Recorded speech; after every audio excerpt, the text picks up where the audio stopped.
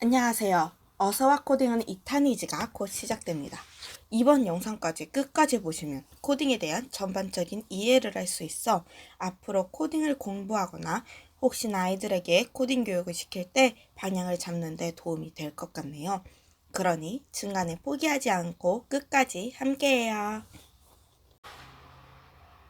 2탄을 통해 코딩이 무엇인지 코딩 언어와 언플러그드 코딩을 알아보았는데요.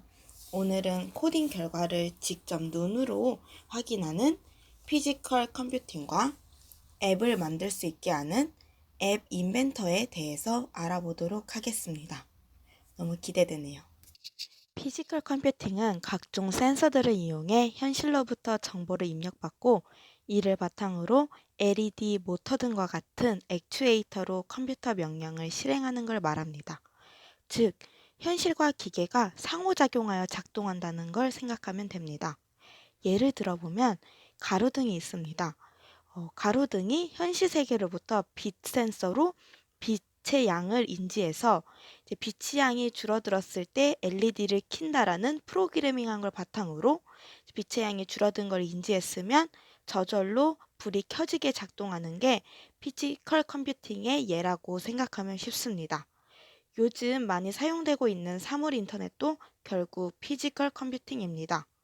또한 코딩을 처음 접할 때 아이들에게 다소 추상적으로 다가올 수 있는데 피지컬 컴퓨팅은 코딩 결과를 눈으로 확인할 수 있게 직접 아이디어를 논리적으로 짜고 실현하게 할 수 있게 하여 교육적으로도 많이 활용되고 있습니다. 먼저 보드형이 가장 보편적이고 많이 사용되는 피지컬 컴퓨팅인데요. 보드형은 가장 중요한 마이크로 프로세서가 내재된 보드가 필요합니다. 마이크로 프로세서는 미니 컴퓨터로 이해하면 좀 더 쉬운데요. 이 안에 각종 프로그래밍 한 것들이 내재되어 있는, 즉 우리 머리와 비슷하다고 생각하면 이해하기 쉽습니다. 이에 각종 확장 키트를 이용하여 다양한 걸 만들어냅니다. 생각하는 걸 자유롭게 만들어낼 수 있다는 게 이 보드형의 장점입니다. 보드형 중에 가장 많이 사용되는 세 가지를 소개하겠습니다. 첫 번째는 메이키메이키인데요.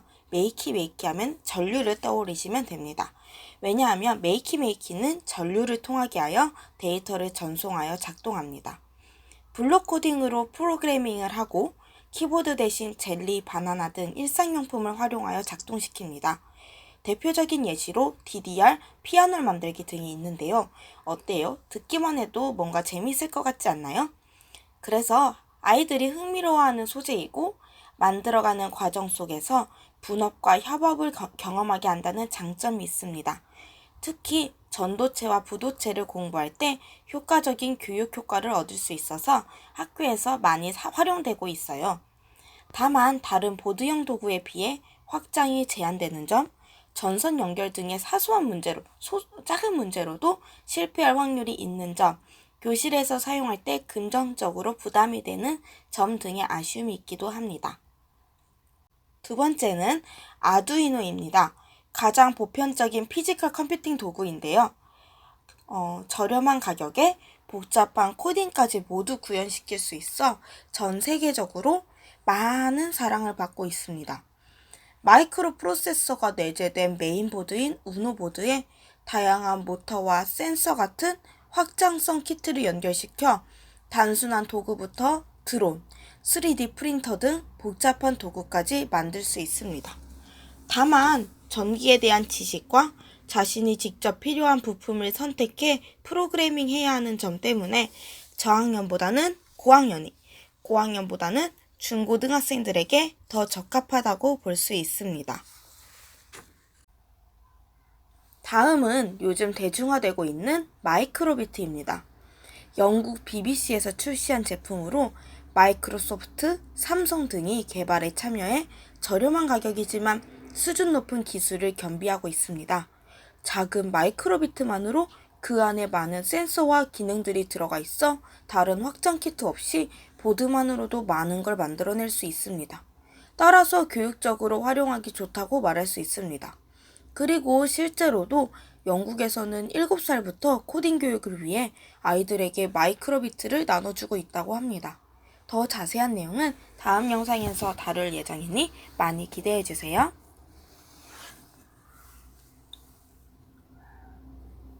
아두이노랑 마이크로비트는 결국 메인보드를 바탕으로 다양한 센서와 연결시켜 하나의 도구를 완성시킨다는 공통점이 있는데, 그럼 과연 차이점은 무엇이 있을까요?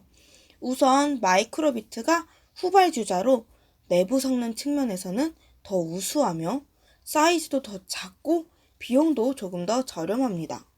또한 이 둘 다 모두 블록 코딩은 지원하지만 아두이노는 C 언어만 지원하는 반면에 마이크로비트는 파이썬, 자바, C 언어 등의 언어를 지원하고 있습니다. 좀 더 다양한 언어로 만들 수 있다는 뜻인데요. 그리고 이들을 프로그래밍하기 위해서 마이크로비트는 인터넷상이나 모바일 앱으로도 가능하지만 아두이노는 IDE를 설치해야 사용 가능합니다. 정리해보면 아두이노의